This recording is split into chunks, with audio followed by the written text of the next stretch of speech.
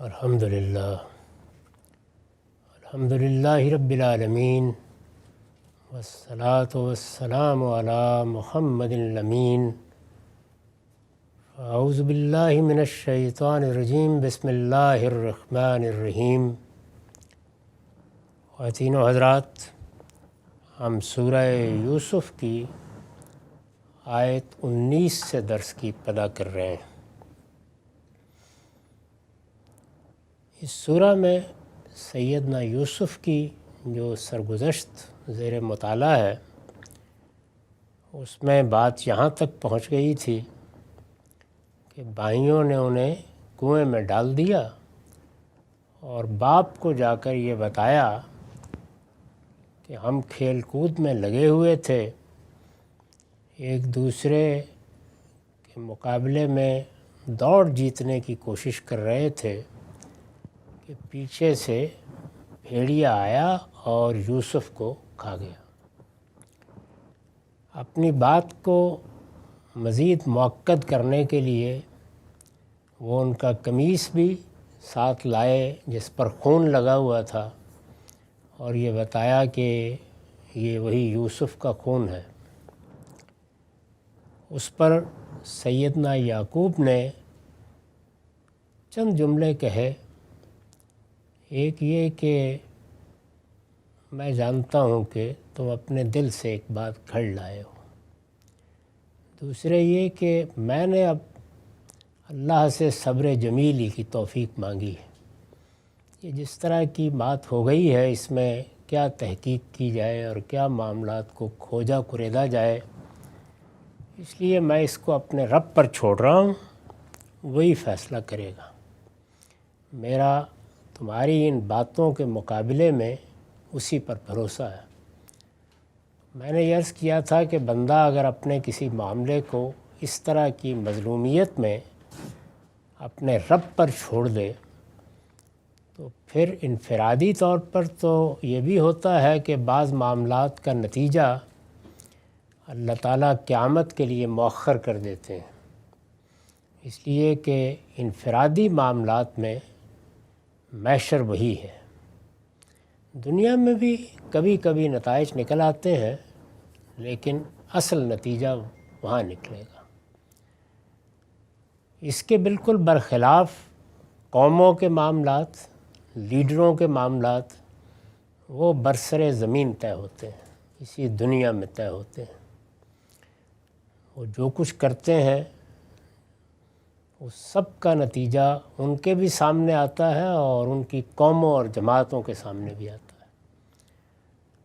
اللہ تعالیٰ کا یہی قانون ہے جس کو ہم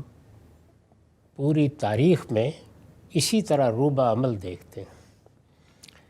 چنانچہ انہوں نے معاملہ اپنے رب پر ڈال دیا۔ اس پر میں نے لکھا ہے کہ مطلب یہ ہے کہ اب یہ عقدہ اسی کی مدد سے کھل سکتا ہے کہ تم نے کیا کیا ہے اور کیا بات بنا کر لے آئے ہو، میں اب اس میں کچھ نہیں کر سکتا۔ تو یہ تفویض کا جملہ ہے، یعنی اپنے معاملے کو اپنے پروردگار کے سپرد کر دینے کا۔ جہاں مقدمہ قائم کرنے کی گنجائش نہ ہو، استدلال بھی بہت مشکل ہو جائے، شواہد کی بحث بھی فیصلہ کن نہ ہو سکتی ہو، معاملات نیتوں اور ارادوں پر پہنچ جائیں، ظالم آخری درجے میں اپنی قوت کے بلبوتے پر جو چاہتے ہوں کر گزرتے ہوں، وہاں یہی صحیح طریقہ ہے کہ آدمی معاملہ اپنے رب پر چھوڑ دے۔ چھوڑ دیا انہوں نے۔ اس کے بعد ہے کہ وجات سیارۃ فارسلوا واردہم فادلی دلوا، ادھر ایک قافلہ آ گیا، یعنی یہ تو کنویں میں ڈال کے گھر آ گئے اور ادھر ایک قافلہ آیا اور انہوں نے اپنا پانی بھرنے والا بھیجا۔ اس طرح کے کنویں یہ بھی ضروری نہیں ہوتا تھا کہ زیر زمین پانی کے کنویں ہوں، بلکہ راستوں کے کنارے جہاں سے قافلے گزرتے تھے، ان میں بارش کا پانی بھرا رہتا تھا، کچھ نہ کچھ لوگ استعمال کر لیتے تھے۔ اسی طرح کا یہ سر راہ کا کنواں تھا۔ قرآن مجید نے جو لفظ استعمال کیا ہے اس سے یہی معلوم ہوتا ہے۔ تو انہوں نے وہاں آ کے ڈیرا ڈالا جیسے قافلے ڈالتے ہیں۔ اس سے یہ بھی معلوم ہوتا ہے کہ اسی طرح کی کوئی جگہ تھی جہاں پر لوگ ڈیرے بھی ڈالتے تھے، آ کے قافلے والے رکتے بھی تھے، سرے راہ کا کوئی کنواں تھا، وہاں آ کے انہوں نے ڈیرا ڈالا اور اپنا وارد بھیجا۔ وہ لوگ جو عربی زبان کے اسالیب بلاغت کے عشاق ہیں اندازہ نہیں کر سکتے کہ اس جملے میں کیا خوبصورتی ہے۔ وجاعت سیارۃ فارسلوا واردہم فادلا دلوا، ادھر ایک قافلہ آیا اور انہوں نے اپنا پانی بھرنے والا بھیجا۔ یہ پانی بھرنے والے کے لیے اصل میں لفظ وارد آیا ہے۔ میں نے لکھا ہے اس کی اصل معنی تو کسی گھاٹ یا چشمے پر اترنے والے کے ہیں، اسی سے لفظ المورد ہے، یعنی وہ جگہ جہاں لوگ پانی لینے کے لیے آتے ہیں جس کو گھاٹ کہا جاتا ہے۔ اصل میں لفظ وارد آیا ہے، اس کی اصل معنی تو کسی گھاٹ یا چشمے پر اترنے والے کے ہیں، یہاں وارد کا لفظ ہے، لیکن یہاں یہ اس شخص کے لیے استعمال ہوا ہے جو قافلے والوں کی طرف سے پانی کے انتظام کے لیے مقرر کیے جاتے تھے۔ یعنی چونکہ وردہ یرد کے فعل کا مطلب ہے گھاٹ پر اترنا، اور اس سے اس میں فاعل ہے وارد، تو اس کا مطلب ہوا گھاٹ پر اترنے والا۔ تو اب گھاٹ سے تجرید ہو گئی، اور ہر وہ شخص جو قافلے کے آگے پانی کا بندوبست کرے وہ وارد کہلانے لگا۔ تو اس طرح کے معاملات زبان میں ہوتے ہیں اور الفاظ میں نئے نئے معنی پیدا ہو جاتے ہیں، لیکن یہاں یہ اس شخص کے لیے استعمال ہوا ہے جو قافلے والوں کی طرف سے پانی کے انتظام کے لیے مقرر کیے جاتے تھے۔ قافلہ ٹھہرے گا تو 1 2 4 10 لوگ مقرر کر دیے جاتے تھے، قافلے کی جو کچھ بھی تعداد تھی اس کے لحاظ سے، کہ وہ نخلستانوں میں اگر قیام کر رہے ہیں یا سر راہ پڑاؤ ڈال رہے ہیں تو پانی کا بندوبست کریں گے۔ پانی ظاہر ہے زندگی کی بڑی غیر معمولی ضرورت ہے۔ بائبل اور تالمود، یہ واقعہ چونکہ بائبل میں بھی بیان ہوا ہے، تالمود میں بھی،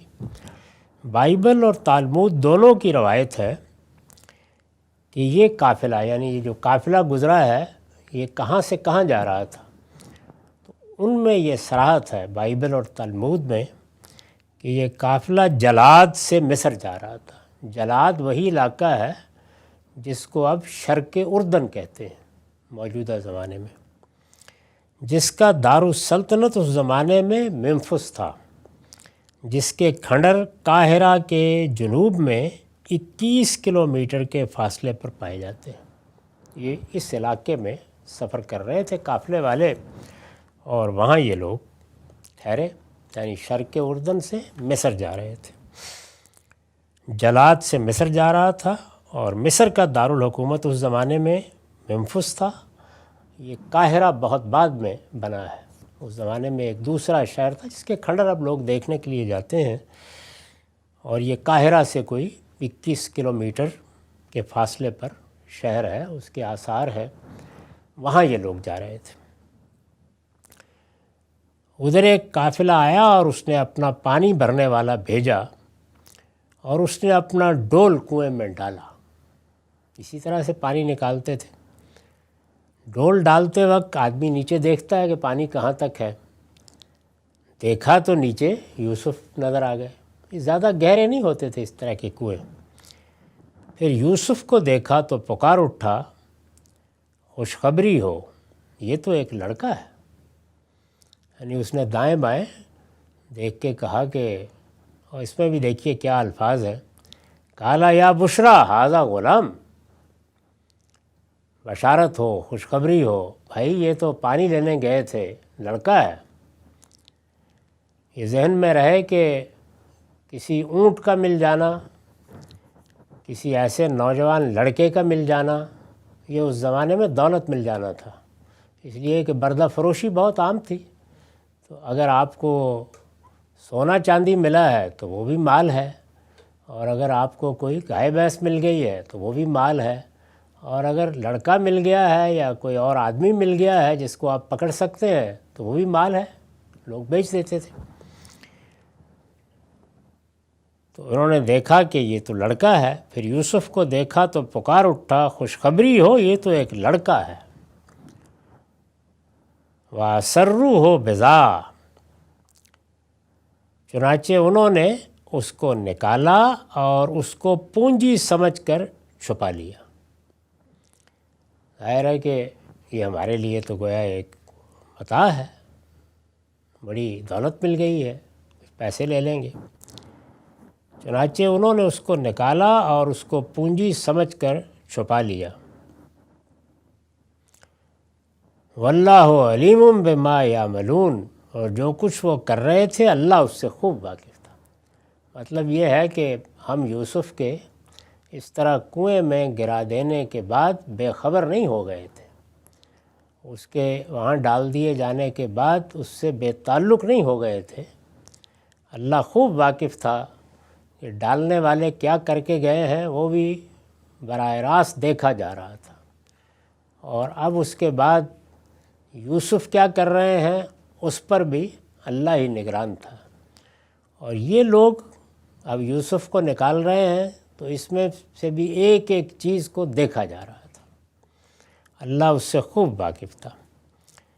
فرمایا وَشَرَوْهُ بِثَمَنٍ بَخْسٍ دَرَاهِمَ مَعْدُودَةٍ وَكَانُوا فِيهِ مِنَ الزَّاهِدِينَ۔ یہ نکال کے قرآن کا عام طریقہ یہ ہے کہ وہ جب کوئی اس طرح کی سرگزشت سناتا ہے تو اس میں بہت سے حصے حذف کر دیتا ہے جو خود کلام سے سمجھے جا سکتے ہیں۔ یعنی نکالا، بردہ فروشی کا زمانہ تھا، خیال کیا کہ یہ تو ہمیں دولت ہی ملی ہے، اس کو لے کر وہ اپنے قافلے میں مصر جا رہے تھے، وہاں پہنچ گئے۔ جب مصر پہنچ گئے اور اس کو تھوڑی سی قیمت چند درہموں کے عوض بیچ دیا، یعنی کوئی بہت نہیں کمایا اس سے، بلکہ جو پہلا دوسرا گاہک ملا اس نے جو پیشکش کی انہوں نے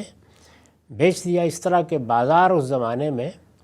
شہروں میں ہوتے تھے، یہ خود ہمارے ہاں بھی مسلمانوں کے مختلف شہروں میں رہے ہیں، اور ان میں اسی طرح سے بردے کنیزیں بک رہی ہوتی تھیں اور لوگ جا کے خرید لیتے تھے۔ اس کو تھوڑی سی قیمت چند درہموں کے عوض بیچ دیا۔ اب یہ جو کہا کہ تھوڑی سی قیمت، یعنی ظاہر ہے اس میں بڑی بلاغت ہے کہ دیکھیے خدا کے کام ہے، یعنی کون ہے؟ پیغمبروں کا فرزند ہے اور یوسف ہے، جس کے باپ نے اس کے حسن و جمال، اس کی شخصیت، اس کی وجاہت، اس کے کردار اور اس کے سیرت کی وجہ سے اس سے ایسی محبت کی، اور باپ بھی کون ہے؟ پیغمبر، کہ اس کے اپنے لڑکے حسد میں مبتلا ہو گئے۔ وہی یوسف، وہی متاع عزیز ایک کنویں میں ڈال دیا گیا ہے، اور اب جنہوں نے اس کو لیا ہے وہ کیا جانے کہ اس کی کیا قدر و قیمت ہے اور یہ کیا شخصیت ہے اور خدا نے اس پر کیا عنایتیں کی ہوئی ہیں۔ انہوں نے یہ خیال کیا کہ بردہ ہے، جیسے بیچے جاتے تھے، جو چار پیسے ملیں لو اور بیچ دو، جیسے ہم کہتے ہیں نا کہ بھئی کیا اتنا تردد کرنا ہے، جو چار پیسے ملتے ہیں لیں اور بس فارغ ہوں۔ تو یہی قرآن نے تصویر کھینچ دیا کہ یہی ہوا۔ وَشَرَوْهُ بِثَمَنٍ بَخْسٍ دَرَاهِمَ مَعْدُودَةٍ وَكَانُوا فِيهِ مِنَ الزَّاهِدِينَ، اور اس کو تھوڑی سی قیمت چند درہموں کے عوض بیچ دیا، اور وہ اس کے معاملے میں کوئی رغبت نہیں رکھتے تھے، یعنی ان کا خیال تھا کہ بس کیا ہے، بردہ ہی مل گیا۔ اس سے یہ بھی واضح ہوتا ہے کہ ان لوگوں کی دلچسپی ان چیزوں سے زیادہ تھی جو وہ تجارت کے لیے قافلے میں لے کے آئے تھے، یعنی وہ کوئی بردہ فروش لوگ نہیں تھے عام حالات میں، اصلاً جس طرح کی چیزوں کی تجارت کرتے رہے ہوں گے اسی سے ان کی دلچسپی بھی ہوگی۔ یہ ایک زائد مال ہے، مل گیا، بیچ دیا، جو پیسے مل گئے لے دیا۔ تو اس پر میں نے لکھا ہے کہ انہوں نے جب اس کو پونجی سمجھ کر چھپا لیا، تو یہ چھپا لیا کے الفاظ کیوں آئے؟ ایک سوال پیدا ہوتا ہے نا کہ بے رغبت سے ہے، اور چلیے مال مل گیا، لیکن یہ کہ اس کو چھپانے کی کیا وجہ بنی؟ جیسے مل گیا تو لے کے جائیں گے۔ تو اس پر میں نے لکھا ہے کہ اس لیے چھپا لیا کہ گرد و پیش سے آ کر کوئی شخص اس پر اپنا دعویٰ پیش نہ کر دے، یعنی ایک بستیوں کے ذرا قریب ہی، ظاہر ہے کہیں قریب ہی رہتے ہوں گے یہ لوگ، کوئی 2 کلومیٹر 4 کلومیٹر کے فاصلے پر، وہاں یہ کھیلنے کودنے کے لیے آئے ہیں، میلوں کا سفر تو نہیں کیا ہوگا، اور یہ قافلے والے بھی جانتے ہوں گے کہ قریب میں بستیاں موجود ہیں، اس میں ایک لڑکا اگر ملا ہے تو اس کو کنویں نے تو پیدا نہیں کر دیا، ظاہر ہے کہ وہ قریب کی کسی جگہ کا ہوگا۔ تو جب لے لیا تو جن لوگوں نے بھی قافلے میں اس کو اٹھایا ہوگا یہ بھی بہت خوش ہوئے ہیں، جن کو بھیجا تھا انہوں نے آواز لگائی ہے کہ بشارت ہو، خوشخبری ہو، لڑکا ملا ہے۔ تو اگرچہ کوئی بڑی رغبت تو نہیں رکھتے تھے لیکن پھر بھی پونجی تھی، یعنی پیسے کافی مل ہی جاتے تھے، تو اس لیے ذرا چھپا کے رکھ لیا تاکہ کوئی شخص دعویٰ پیش نہ کرے۔ یہ ہو گیا، جب یہ ہو گیا تو اس کے بعد اب بیچنے کے لیے مصر کے بازار میں پیش کر دیا، اور مصر کے بازار میں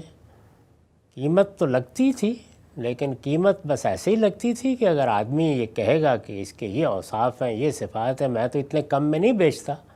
تو 2-4 دن 10 دن انتظار کرنے سے قیمت بڑھ بھی جاتی تھی، لیکن انہوں نے اس کا خیال نہیں کیا، بس جو ملتا ہے لو اور فارغ ہو۔ تو یہ قرآن نے اس پر جو تبصرہ کیا وہ کانوا فیہ من الزاہدین، یعنی وہ اس کے معاملے میں کوئی زیادہ رغبت نہیں رکھتے تھے۔ اس پر میں نے لکھا ہے اس لیے بے رغبت تھے کہ جو کچھ ملا تھا بغیر کسی قیمت کے ملا تھا، خرید کے تو نہیں لائے تھے کہیں سے، لہٰذا جو خریدار بھی سب سے پہلے سامنے آیا اور اس نے جو کچھ بھی پیش کر دیا اسی پر بیچ کر فارغ ہو گئے۔ یہ اگر دیکھیے تو بالکل ٹھیک اس ذہنیت کی چیز ہے جس میں آدمی کو یا تو چوری کا مال مل جائے یا ویسے ہی سڑک پر پڑی ہوئی کوئی چیز مل جائے، ایسا ہی رجحان ہوتا ہے اس کا کہ یہ کون سا خرید کے لایا ہوں میں، یعنی ایسے مل گیا ہے، چلیں جو 4 پیسے مل رہے ہیں لو اور فارغ ہو جاؤ۔ تو یہی کیا انہوں نے۔ وَقَالَ الَّذِي اشْتَرَاهُ مِن مِصْرَ لِامْرَأَتِهِ، مصر کے لوگوں میں سے جس نے اسے خریدا، یعنی مصر کے بازار میں خریدار آتے رہتے تھے، ایسے ہی جیسے بازاروں میں دوسری چیزوں کے خریدار آتے ہیں تو بردہ اور کنیز بھی ایسے ہی بکتے تھے، لوگ آتے تھے۔ تو جس شخص نے اسے خریدا اس نے اپنی بیوی سے کہا، یعنی خرید کے لے جا کے گھر میں بیوی سے کہا، یہ کون ہے؟ اس پر حاشیہ ہے بائبل میں اس شخص کا نام فوتی فار لکھا ہے، ظاہر ہے کہ یہ مصر کی اس وقت کی زبان کا لفظ ہے۔ بائبل میں اس شخص کا نام فوتی فار لکھا ہے، یہ شاہی جلوداروں کا کوئی بڑا افسر تھا، یعنی وہ لوگ کہ جو بادشاہ کے باڈی گارڈ ہوتے تھے، ساتھ چلتے تھے، ان میں بڑے مرتبے کا کوئی افسر تھا۔ آگے قرآن نے اسے عزیز کے لقب سے یاد کیا ہے، آگے عزیز کا لفظ آیا ہے۔ یہ جس طرح ہمارے ہاں مختلف الفاظ اصطلاح بن جاتے ہیں، فوجی اصطلاحات ہیں، یہ جنرل ہے، یہ لیفٹننٹ ہے، یہ فلاں ہے، اسی طرح سے ہماری بیوروکریسی میں اصطلاحات ہیں، ہمارے ہاں وکالت کے شعبے میں ہے، ایسے ہی ہمارے ہاں جو ایوان صدر ہے یا ایوان وزیر اعظم ہے، وہاں کے عہدے داروں کے لیے بھی کچھ خصوصی نام، یہ فلاں ملٹری سیکٹری ہے یا اس طرح کے ہوتے ہیں۔ تو یہ معلوم ہوتا ہے کہ وہاں عزیز کے نام سے کوئی بڑا عہدہ تھا، قرآن نے اسے عزیز کہا ہے، جیسے پرانے زمانے میں ہمیں قیصر کا ایک منصب ملتا ہے، اسی طرح اور چیزیں۔ آگے قرآن نے اسے عزیز کے لقب سے یاد کیا ہے، جس سے معلوم ہوتا ہے کہ اس زمانے کے مصر میں یہ کوئی خاص منصب تھا جو سلطنت کے امراء کو دیا جاتا تھا، یعنی جو ملوکیت عام طور پر یا بادشاہت قائم ہوتی ہے، تو جس زمانے میں بادشاہت کو لوگ بہت محبوب رکھتے تھے، یہ خیال نہیں کرنا چاہیے کہ لوگوں کی مرضی کے بغیر ہی یہ ہو جاتا تھا۔ اس زمانے میں جس ضرورت سے ریاست پیدا ہوئی ہے یا سلطنت یا حکومت پیدا ہوئی ہے، اس ضرورت کو لوگ جانتے تھے کہ یہ میں آپ تو پورا نہیں کر سکتے، اب بھی یہی ہے۔ یعنی اس وقت کیا ہم میں سے کسی شخص کے ذہن میں امنگ پیدا ہوتی ہے کہ سب چھوڑ چھاڑ کے سیاست کریں؟ تو یہ خیال ہوتا ہے کہ اگر کسی شخص نے آگے بڑھ کے ذمہ داری لی ہے کہ وہ ہماری حفاظت کر سکتا ہے، ہمیں مجرموں سے پناہ دے سکتا ہے، تو اچھی بات ہے، کرے حکومت۔ تو یہ پسندیدہ چیز تھی اس زمانے میں۔ یہ بہت بعد کی چیزیں ہیں جو بڑی کنڈمنیشن ہوئی، ورنہ معلوم ہے ہمیں کہ خود بنی اسرائیل نے ایک پیغمبروں کی قیادت میں قائم نظام سے بغاوت کر کے اللہ تعالیٰ سے کہا کہ ہمیں تو ایک بادشاہ چاہیے،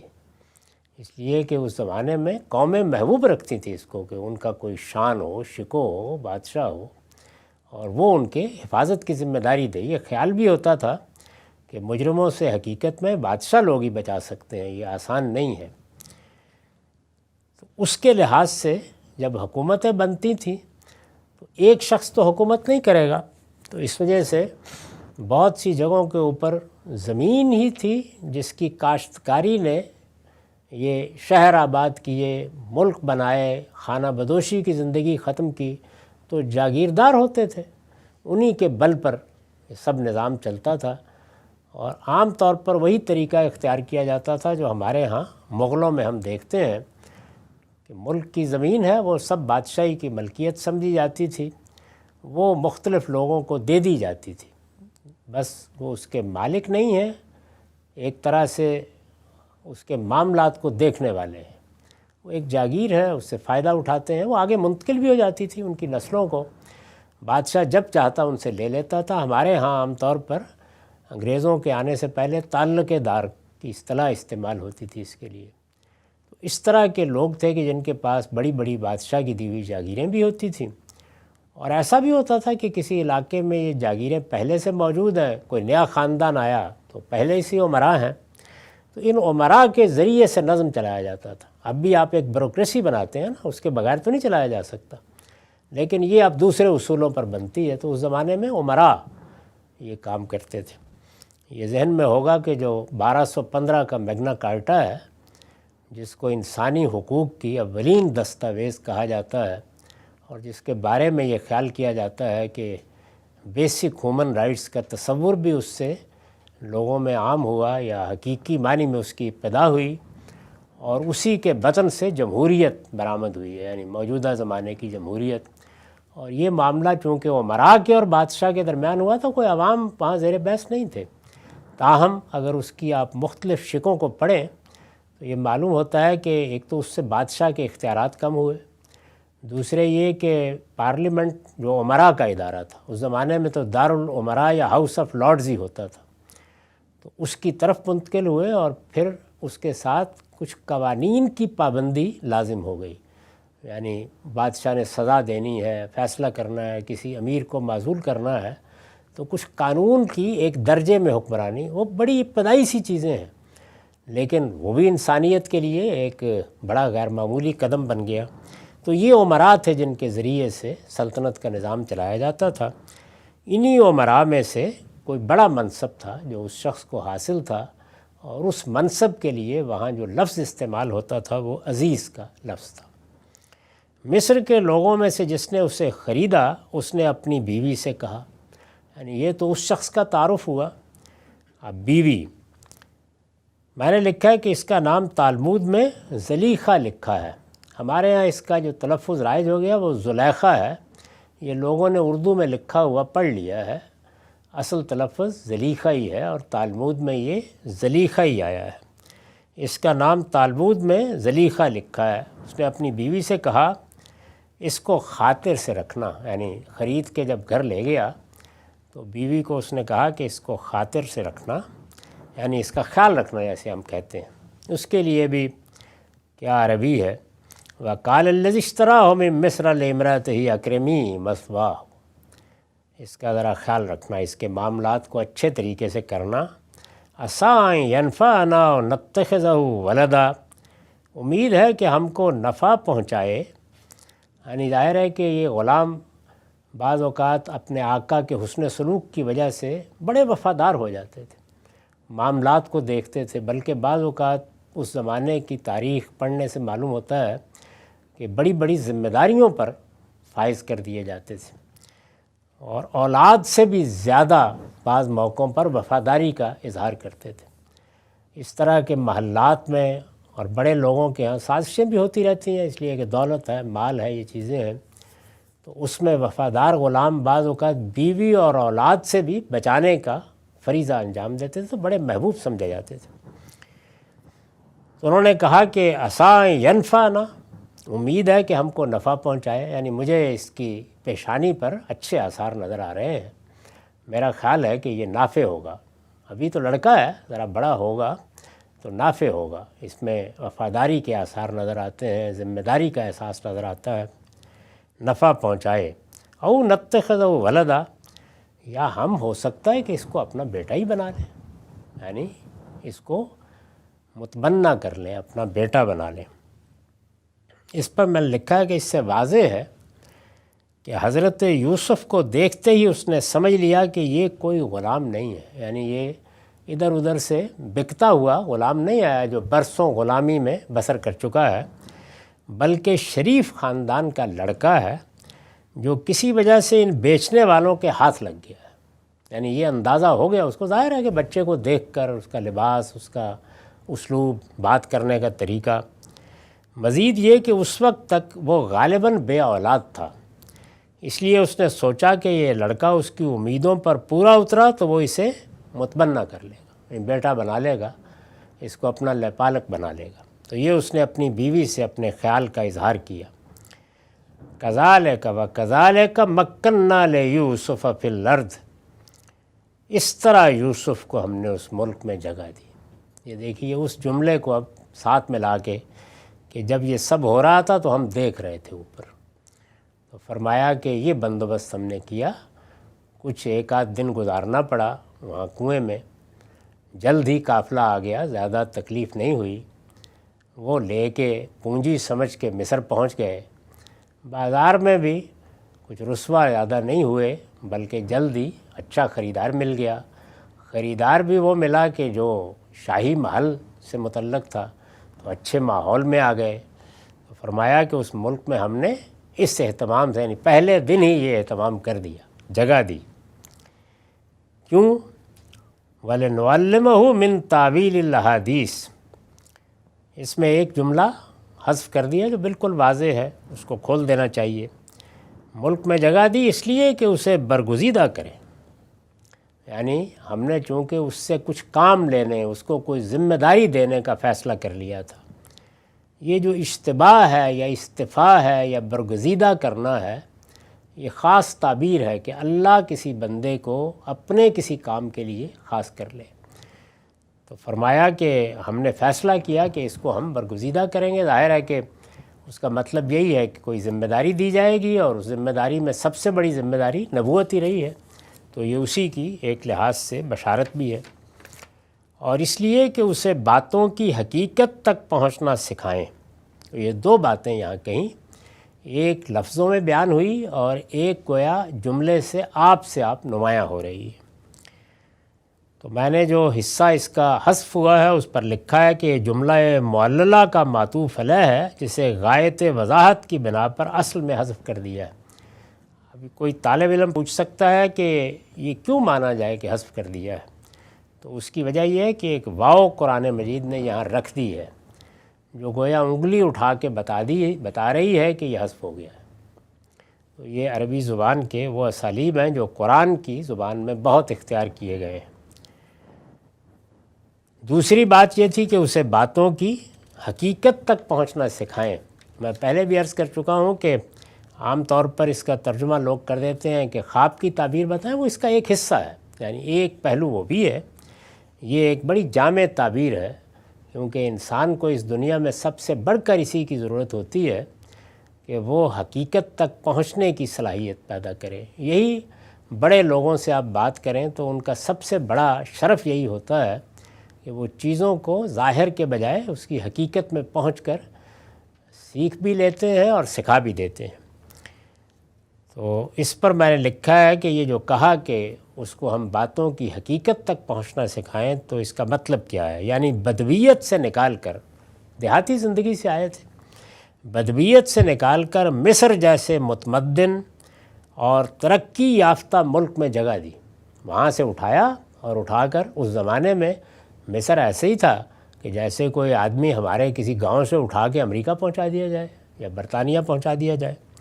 یعنی بدویت سے نکال کر مصر جیسے متمدن اور ترقی یافتہ ملک میں جگہ دی، تاکہ باتوں کی تہ تک پہنچ جانے کی جو غیر معمولی صلاحیت اس کے اندر بدیت ہے، صلاحیت تو اندر ہوتی ہے، وہ ظاہر ہے کہ بالقوہ ہوتی ہے، ایک پوٹینشل ہے، وہ نمایاں ہو کر مصر کی بادشاہی کے لیے بھی زمین ہموار کر دے، اور اسے ایک متمدن علاقے میں کار نبوت کے لیے بھی پوری طرح تیار کر دے. یعنی یہ سارا اہتمام ہے، اس کی اب حکمت بیان کی ہے کہ بعد میں بھی تو لایا جا سکتا تھا، نہیں، ہم نے اس کو اس وقت اٹھا لیا تاکہ ایک لڑکے سے اب وہ جب پورا مرد بنے گا اور ان سب مراحل سے گزرے گا تو اس کی تعلیم تربیت کا بندوبست بھی مصر میں کام کرنے کے شائن شان ہو جائے. تو یہ ہم نے اس لیے کیا. اب دیکھیے، بظاہر ایک نوجوان کو کنویں میں ڈال دیا گیا ہے، بظاہر اس کو بیچ دیا گیا ہے، وہ بردہ ہو گیا ہے، لیکن اللہ تعالیٰ کہتے ہیں کہ ہم یہ کر رہے تھے. یعنی اس سے پیچھے یہ حکمت کار فرما تھی. یہ سرگزشت ابھی جاری ہے. اقول قولی ھذا واستغفر اللہ لی ولکم ولسائر